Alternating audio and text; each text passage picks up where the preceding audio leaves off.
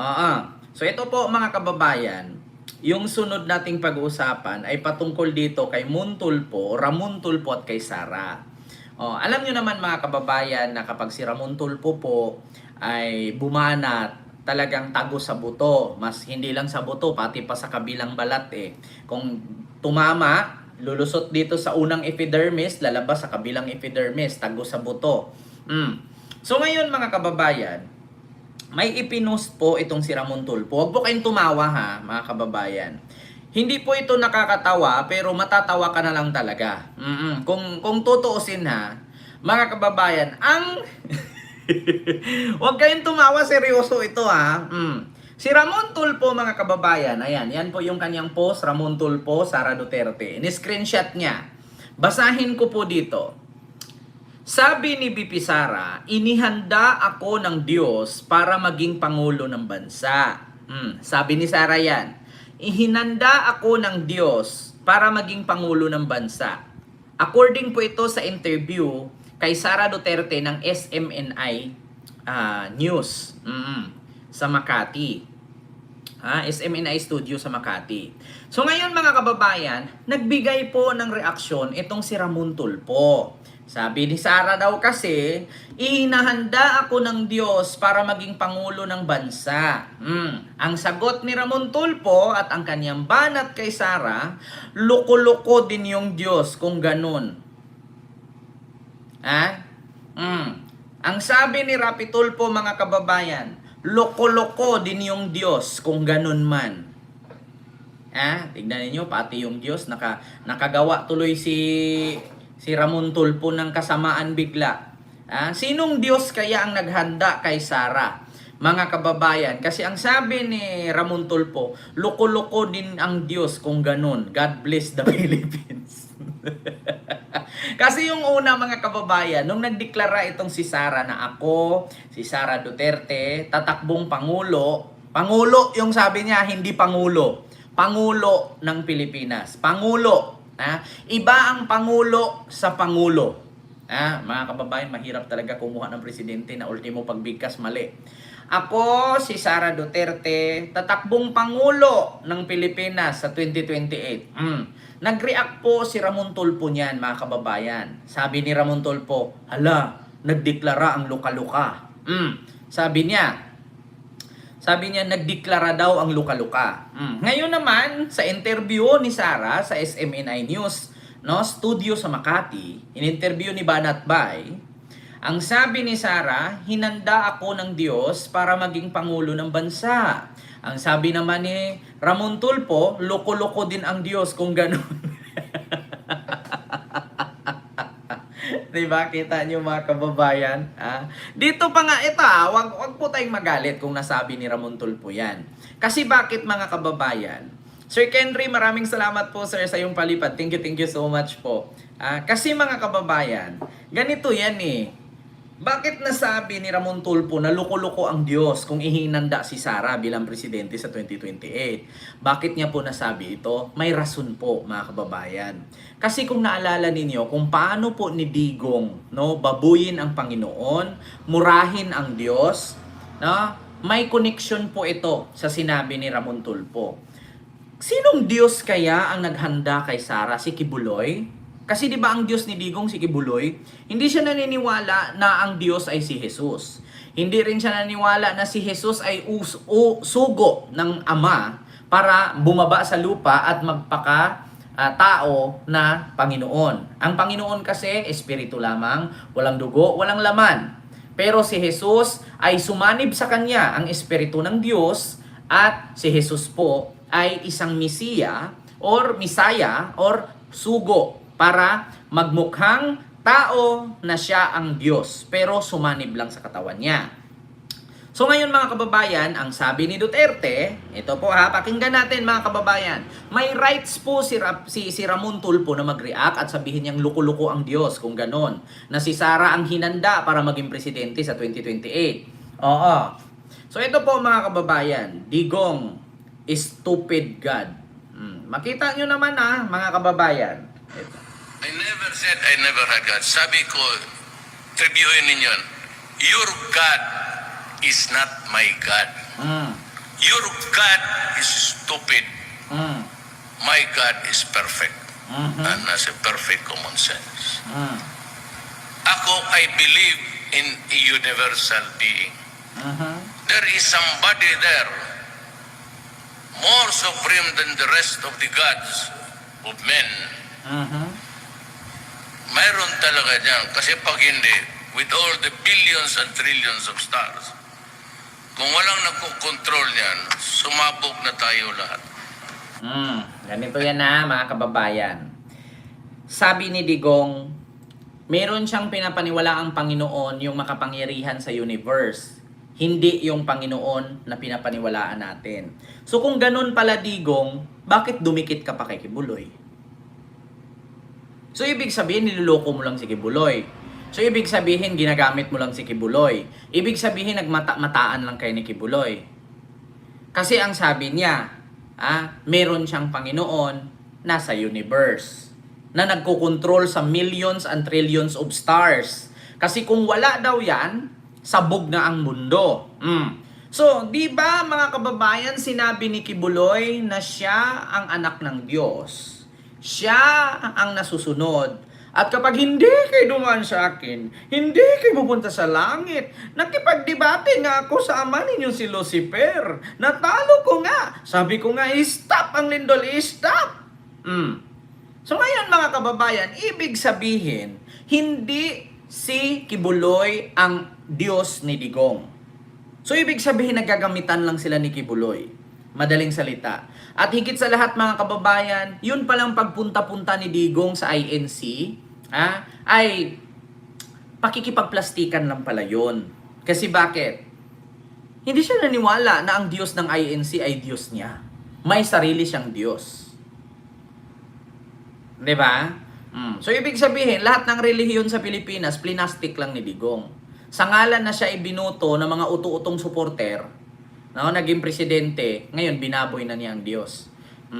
Pakinggan natin ulit ha, bukod dyan, mga kababayan, na stupid daw ang God. I never said Dati, pinagmumura ni Duterte ang Diyos. Pero nitong SONA, lumabas din ang katotohanan na kailangan natin siyang lahat. who is this stupid God? Stupid daw talaga itong putang akong ganun. Kaya nga sabi ko siya, ayaw maniwala niyang, ayaw maniwala niyang, ayaw maniwala niyang. Eh kung ganun ang COVID, di, saan tayo pupunta? And if it requires a new vaccine, we do not have it yet. I don't know what, maybe we'll just have to pray for salvation. Sabi mo, stupid ang God, hindi ka naniniwala. Kasi mga kababayan, ang sabi kasi ni Digong, no? Paano daw natin sinabi na Panginoon si Jesus? Paano daw sinabi nating may Panginoon at nakita daw ng tao? Bumaba sa lupa, nagkatawang tao, yun ay si Jesus. Kung ikaw daw ang Panginoon, bakit mo hahayaang ipako ka sa krus? Di ba makapangyarihan ka? Bakit daw hindi mo pinalipad yung nampako sa'yo? Bakit hinahayaan mong latiguhin ka? Bakit hindi mo winaldas, no? Ginawang alikabok yung mga nanggugulpi sa'yo kung ikaw ang Panginoon? Yan ang sabi ni Digong. Ito din, sa mga nanonood sa akin ngayon, lalong-lalo na sa mga DDS, no? With all due respect kay Duterte, ang Diyos kasi hindi pareho kay Digong. Na kapag may problema, ipapatay. Kapag may kumontra, kakalkalin ang buhay, gawaan ng kaso, ipakulong. Kasi kung ang Diyos ay pareho sa utak ni Digong, lahat ng hindi naniniwala sa Diyos, edi sana patay na lahat. 'Di ba? Ang Diyos kasi, gusto ni Digong na ang Diyos pareho ng ugali niya. Pag sinabing, ayaw kong makita, patayin nyo yan, patay agad. O, ayaw kong makita hindi magbayad ng tax yan, ipasara nyo yung ABS-CBN pag hindi nagbayad. Yung Philippine Airlines ni Lucio Tan, pag hindi nagbayad ng 6 billion niya, ipasara nyo yung aeroplano na yan. Ganyan kasi ang ugali ni Digong, mga kababayan. O, ngayon, saan siya ngayon? So ang tanong ngayon, sinong Diyos kaya, mga kababayan, sinong Diyos kaya ang nagtalaga kay Sarah para maging presidente siya sa 2028? Pagkatapos ng pagmumurahin ng tatay niya ang Diyos, sino ba yung Diyos na pinaniwalaan nila? Yun lang aking tanong, mga kababayan. Hindi naman po pwedeng sabihin natin mga Katoliko sila. Oo. Paano sila naging Katoliko kung ang sinabing Diyos na si Jesus ay sinabi ni Digong, hindi ako naniniwala dyan kasi kung siya ang Diyos, hindi niya pinayagang mapako siya sa cross. Bakit niya hayaang latiguhin siya? Sana pinulbunan niya yung kalaban. Diba? Hilingin din natin sa Diyos na sana ay makauwi na agad si Pangulong Duterte. Hilingin din natin sa Diyos na sana ay makauwi na agad si Pangulong Duterte sa Pilipinas. Hilingin daw natin sa Diyos. Sinong Diyos ba kasi? Kasi kung si Kibuloy yan, ang sabi ni Digong, ang Diyos na pinaniwalaan niya ay nasa universe. Kasi ang Diyos na sinabing anak ng Diyos at yung Diyos si Kibuloy, hindi naman niya binigkas na si Kibuloy ang Diyos. O sinong Diyos ang hinahanap ni Sara na ipagdasal daw para makauwi si Digong sa Pilipinas? Pakisagot nga mga DDS, sinong Diyos po ba ang nagtalaga kay Sara na patatakbuhin siyang presidente sa 2028? Kaya nga sabi nga ni Ramon Tulfo, loko-lokong Diyos yun. Sinong Diyos ba yun? Mga DDS, paki-comment, inaantay ko kayo mga putang ina nyo. Nasaan po kayo? Mga DDS, sinong Diyos po ba ang nagtalaga kay Sara? Sinong Diyos po ba yan? Pakinggan nyo, Pakinggan nyo. Mga DDS, sumagot kayo. Ito mga DDS, sumagot kayo mga DDS. Ito. Hilingin din natin sa Diyos na sana ay makauwi na agad si Pangulong Duterte sa Pilipinas. Who is this stupid guy? Stupid mo talaga itong putang kung ganun. Your God is not my God because your God is stupid. Hilingin din natin sa Diyos na sana ay makauwi na agad si Pangulong Duterte sa Pilipinas. Who is this stupid guy? Diba? Sino po ba ang Diyos nila? Hindi ako papayag na sabihin ninyo mga DDS na ang Diyos nila si Jesus. Ay, hindi tayo magkakasundo niyan pag mumurahin ko talaga kayong putang ina ninyo. Huwag yung sabihin na ang Diyos na hinihiling ninyo ay si Jesucristo. Huwag yung sabihin na ang sabi ni Sarang ipagdasal sa Diyos ay si Jesucristo yan. Putang ina, hindi talaga ako papayag yan, magkakagulo talaga tayo. Sisilaban ko talaga kayo pag nakikita ko kayo. Mga putang ina ninyo, pagkatapos yung pagmumurahin ni Digong ang Diyos, tapos pumapalakpak pa ang mga DDS na nanonood, tapos ngayon sasabihin hilingin natin sa Diyos na makauwi si Digong. Sinong Diyos ba yang nagtalaga? Kaya nga ang lakas ng loob, mga kababayan, sabihin ni Ramon Tulfo na loko-loko ang Diyos na yon, kung sino man ang Diyos na nagtalaga kay Sara, mga kababayan. Sabi kasi ni Sara doon sa interview niya sa SMNI, sa Makati Studio, sabi ni Sara, hinanda ako ng Diyos para maging pangulo ng bansa. So sabi ni Ramon Tulfo, loko-loko din ang Diyos kung ganun. 'Di ba? Mga DDS, hindi natin kailangan magdebate dito. Hindi naman ako pastor, hindi kayo pare, hindi kayo mga pastura. Wala tayong pinag-aaralan dito patungkol sa Biblia. Pero ang tanong ko lang, sinong Diyos po ba ang nagtalaga kay Sara? Sinong Diyos po ba? Ang sinasabi ni Sarang, ipagdasal daw si Digong para makauwi. Mga DDS, ako po, simula po nung narinig ko yan na pinagmumura ni Digong ang Diyos, naniniwala ako na walang Diyos ang mga DDS. Kaya yung mga DDS na nagsisimba-simba sa Katoliko, yung mga DDS na nagsimba-simba sa Iglesia ni Cristo, yung mga DDS na nagsimba-simba dyan sa GIL, yung mga DDS na nagsimba-simba dyan sa Born Again, sa El Shaddai, sa Saksi ni Jehovah, mga putang ina ninyo, wag na kayo maging plastic. Yung mga DDS na nagsisimba-simba sa Catholic Church, yung mga DDS na nagsimba-simba sa INC, mga putang ina ninyo, wag na kayong magsimba, mga plastic kayo. Yan ang masasabi ko. Biruin ninyo, yung tao na pinagmumura at sinabing stupid ang Diyos, sinuportahan ninyo at sinabi ninyong magaling, tatay-tatay pa nga tawag nyo Tapos ang kakapal ng mukha ninyo, magsisimba-simba kayo. Hindi ba kayo nasunog? Buti hindi sumakit ang mga ulo ninyo na pagpasok niyo sa arko ng simbahan. Buti hindi nyo naisipan na huwag kayong pumasok, baka biglang bumigay ang kisame. Di ba? Yun lang naman mga kababayan. Yun lang ang sabi ko. Kaya sinong Diyos po ba ang nagtalaga kay Sarah? Lukulukong Diyos yun, sabi ni Ramon Tulfo. Kasi ang sabi ni Sarah, itinalaga siya ng Diyos para maging presidente ng bansa. Eh di lukuluko yung Diyos na yon. Pagkatapos sabihin ni Digong na stupid ang God. Sino po bang Diyos na yan? Kaya pag nakita nyo si Sara Duterte na magsimba sa simbahan, sabihin niyo, ay, buti may Diyos ka. Sinong Diyos ba yan? Alam nyo, pag nakita nyo yung mga DDS magsisimba-simba, huwag kayong plastic, Pupunta kayo ng simbahan, tapos titignan niyo yung mga katabi ninyo, yung mga bagong puwasok, tapos pagchichismisan ninyo. Kasi bakit? Kahit pa magkakakain-kain kayo ng ostiyas dyan, kahit ano kayo dyan, crow sign, kahit palagyan nyo ng uling yung mga noon ninyo, diba? Kahit palalagyan yung uling yung mga noon ninyo, hindi kayo naiintindihan ng Panginoon. Bakit? Kasi ang sabi ninyo, relihiyoso kayo, nagsisimba kayo, samantalang yung sinusuportahan ninyo, pinagmumura ang Diyos. Sabi ni Ma'am Asinet sa kanyang super chat, si Alvin Aragon ata ang Diyos nila. Si Alvin Aragon nga. Totoo yan, yung magnanakaw ng cellphone. Diba? Kita nyo mga kababayan? Kita nyo na ang ginawa ang sinabi ni Ramon Tulfo kay Sarah. Inihanda ako ng Diyos para maging pangulo ng bansa. Sabi naman ni Ramon Tulfo, loko-loko ang Diyos kung ganun. Hindi ako loko-loko. Huwag mo kong ginaganyan. Itigil mo yan.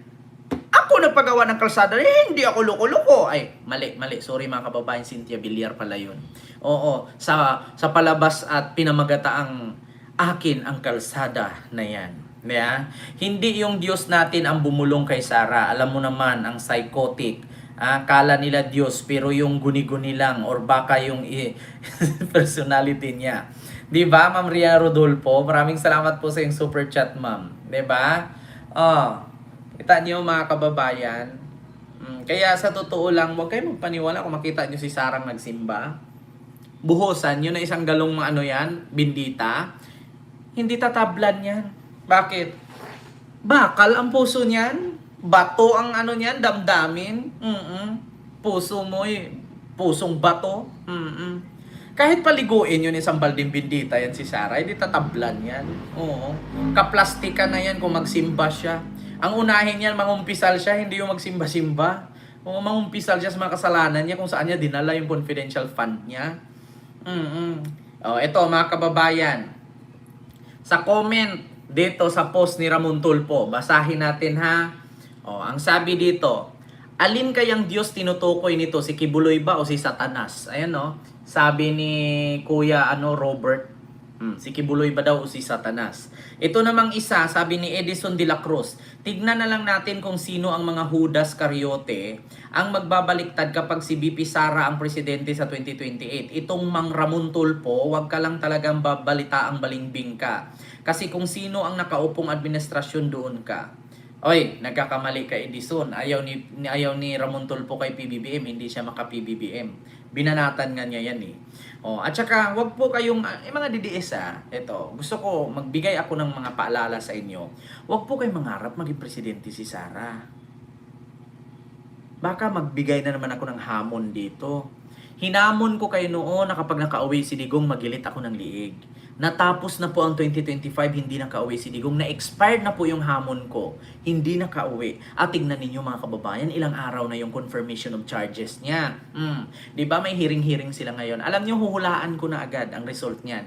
Convict si Digong for 30 years. Hindi po talaga si Digong makakawala na dyan, mga kababayan. Convict na si Digong dyan. Hindi na makakalaya yan. Ayaw ko na magbigay ng challenge. Challenge na nga ako, 1 million plus sports car pustahan Wala namang kumasa. Mga DDS, di ba? Pustahan tayo, 1 million plus sports car. Na hindi makauwi si Digong. Ma'am Mildred Briosos, mega love shoutout po ma'am at maraming salamat sa yung super sticker. Thank you so much po. Yon mga kababayan, pustahan tayo. 1 million cash plus sports car. Mustang 2025 model. Fresh na fresh. Walang sira. Gulong lang palitan mo after 2 years. Kakapalit ko lang sa gulong. Oh, 'di ba? Pustahan tayo, hindi makakauwi si Digong. Convict yan for 30 years. Mark my word. 'Di ba? Tapos na yung kontrata ko eh. Yeah, tapos na yung kontrata ko. Nung sabi ko magigilit ako kung makauwi si Digong katapusan this year 2025, katapusan so December 31. So hindi nakauwi. Walang gilit. Ngayon mga DDS, ba't ayaw niyong kumasa? Kasi bakit? Totoo ang mga sinasabi natin. Hindi tayo napahiya. Walang Digong na nakauwi. Diba? So ngayon mga DDS, kung ayaw niyong kumasa sa 1 million plus sports car pustahan, ibig sabihin, huwag ka nang sumuporta dyan. Tanga ka na lang talaga. Or sadyang nagpapakatanga ka na lang talaga. Diba? Ma'am, Sir Juart, maraming salamat po. Diba? Magiging tanga ka na lang talaga. Literal na tanga ka kung maniniwala ka pa rin dyan. Nakita nyo naman, hinamon ko kayo na magigilit ako ng leeg kung makalaya si Digong. Walang nakalaya, walang nakauwi. Tapos ngayon, hahamon ako ulit. 1 million cash plus sports car. Pustahan na si Digong ay makonvict. Sinong kakasa? 'Di ba? Sinong kakasa? 'Di ba? Yan ang problema mga kababayan. Sinong kakasa? 'Di ba? Sabi ko nga sa inyo mga kababayan walang kumasa. Kaya nga sabi ni Ramon Tulfo, sinong Diyos ba yung nagtalaga kay Sara para maging presidente? Siya luko-luko 'yun, 'di ba? Sorry to say pasensya na sa nasabi ni Ramon Tulfo na luko-luko ang Diyos na nagtalaga kay Sara para gawing presidente sa 2028. Kasi walang mga Diyos yan. Kasi kung may Diyos yan sila, naawa sila sa naghihirap na Pilipino. Kung may mga Diyos yan sila, naaawa sana sila sa mga Pilipino na nagpapasahod sa kanila na wala naman sila mga kwenta. Kung may mga Diyos ang mga hinayupak na yan, edi sana hindi nila nilangin ang salin ni Digong na 37 million samantalang ang bayad sa kanyang abogado ay 125 mga kababayan, magkano? Magkano ba? 150 million. 150 million a month. Paano nangyari yon? 10 months na si Digong. 11 months na. 11 months na si Digong. Mga kababayan. Biruin nyo? 11 months pa si Digong ngayon. Magta 12 months na siya ngayong Marso, next month. Kita ninyo? 37 million lang ang salin nung bumaba noong 2022. Tapos, yung kanyang pera na nagastos ngayon, bilyonis na. Bilyon na. So, saan niya galing? Kaya kung may mga Diyos yung mga hinayupak na yan, nakukonsensya sana sila sa mga tao na pinagluluko nila. Ma'am Malot, maraming salamat sa iyong super palipat. Thank you so much po. Diba? It's our anniversary. Next month, Sir Ken. Diba? Ma'am Ruina Marzan. Anniversary na ni Digong. 1 year na. Tahimik sila about dyan. Tahimik talaga sila, Ma'am Alex, kasi wala silang masasagot. Alam ko maraming DDS nanonood sa akin ngayon. Putang ina, mag-comment kayo kung talagang may utak kayo. Kasi paninindigan nyo yan na si Digong magaling, si Digong maayos, si Digong matapang, si Digong may malasakit. Putang ina, 37 million ang salin. Tapos yung naubos ngayon sa dahig, mahigit 1 billion mahigit na. For 11 months. Saan niya galing yun kung ang salin niya yung 37 million lang?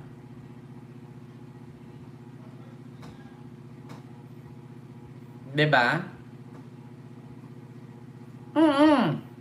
Sabi ni Liberato Una, Kent, walang kakasa kasi sure na matatalo ang kakasa sa hamon. Sa hamon mo. Diba? Naku mga DDSO, kung ngayon walang kumasa sa akin dyan sa 1 million cash plus sports car pustahan na makonvict si Digong, ibig sabihin, ano pang tinatanga-tanga mo na sumuporta sa kanya? At ano pang magiging katangahan ang gagawin mong pangalawang katangahan na maniniwala sa kanila kung ayaw nyo ngang kumasa? Dati nga, hinamon ko kayo, magigilit ako ng liig kung makauwi. Kung hindi makauwi, magilit kayo. May nagilit ba sa inyo? Diba? Sabi ko nga, kung makauwi si Digong katapusan ng 2025, magigilit ako ng liig.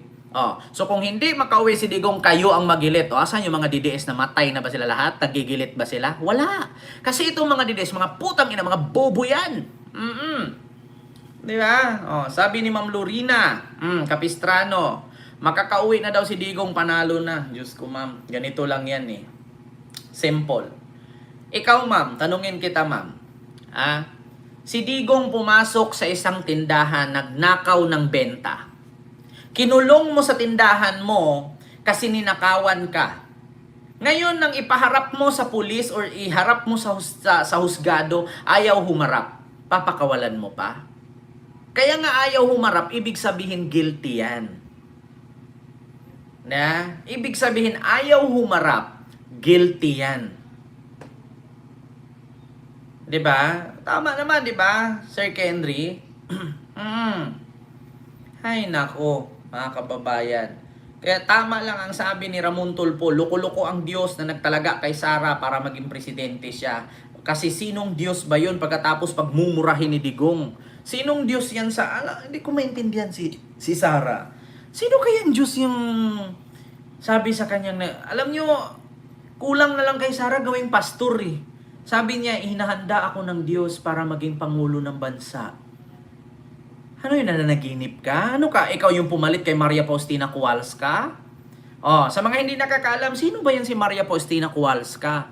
Mga kababayan, si Saint Maria Faustina Kowalska, isa po yang madre na nasa loob ng kumbento habang natutulog siya ng tanghali, ay meron lumabas sa kanyang panaginip na merong isang tao na nakasakay sa abo or sa usok, lumutang sa usok, na umiilaw, kulay puti at kulay pula mula sa dibdib. At ang kanyang nakikita nasa pintuan, ang kawangis ay si Jesus. Siya po ang tinatawag na Divine Mercy.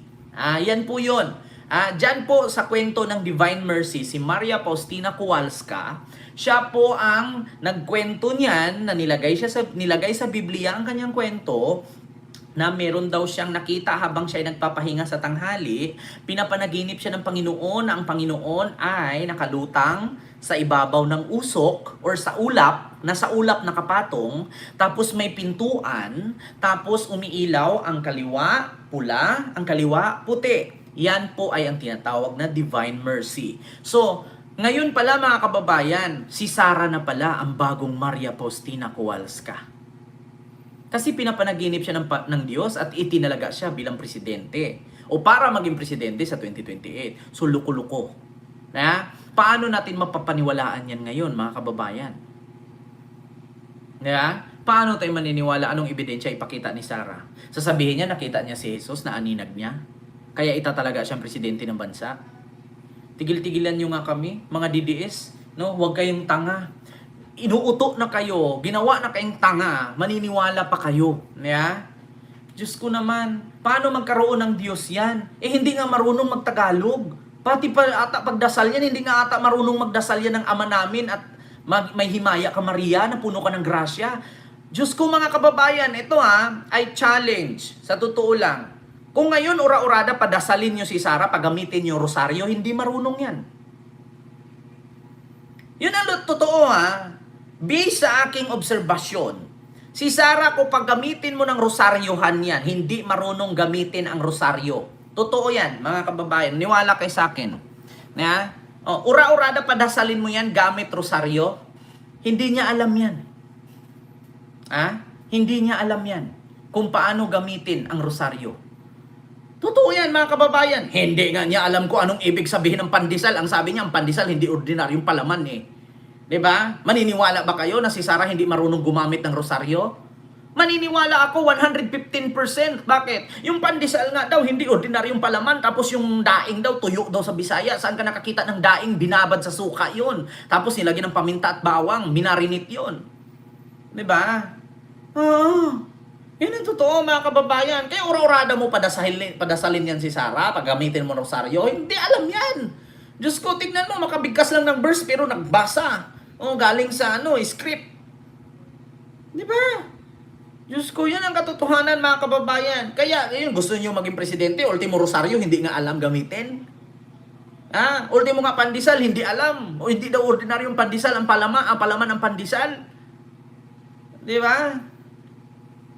Tigilan nyo nga ako. Mga kababayan, sabihin nyo man sa akin, gumawa ako ng salita o hindi. Hindi talaga marunong si Sarah gumamit ng rosaryo. Yan ang totoo. Kaya, kung iboboto nyo man siyang presidente, isipin nyo muna na memorize niya. Memorize niya ang ama namin at may maya ka Maria na puno ka ng grasya. Hindi marunong magdasal yan. Diyos ko, hindi rin marunong gumamit ng rosaryo yan. Tapos gawin yung presidente. Anong mangyari sa ating bansa? Hindi nga. Kaya nga sabi ni Ramon Tulfo, loko-loko ang Diyos na nagtalaga sa kanya para maging presidente sa 2028. Diba? Diyos ko, ang katotohanan, hindi talaga si Sarah marunong gumamit ng rosaryo. Yun ang totoo. Kahit nga paumpisahin mo sa rosaryo yun, kung saan siya mag-umpisa, hindi niya alam yan eh. Diba? Diyos ko.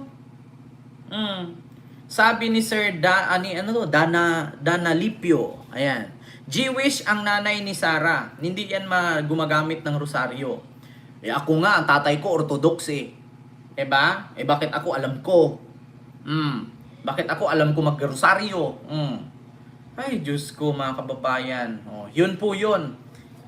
Yung issue na yan, mga kababayan, na luko-luko ang Diyos na naghanda kay Sarah para maging presidente sa 2028, sabi ni Ramon Tulfo.